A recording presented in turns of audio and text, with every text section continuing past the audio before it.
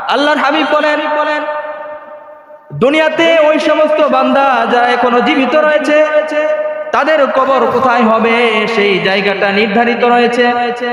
সেই নির্ধারিত স্থান কবর। প্রতিদিন সেই কবরবাসীকে ডাক দিয়ে বলে, আনা বাইতুদ্দুর, আমি হলাম পোকামাকড়ের ঘর। কবর প্রতিদিন বান্দাকে ডাক দিয়ে বলে, আমি পোকামাকড়ের ঘর।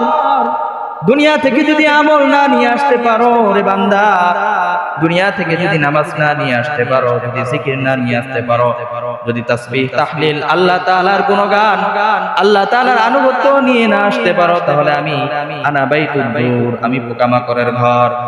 দুনিয়ার জমিনে একটু শান্তিতে থাকার জন্য কত ব্যবস্থাপনা করলাম, একটা ছোট্ট মাখলুকাত মশা থেকে বাঁচার জন্য কত ব্যবস্থাপনা।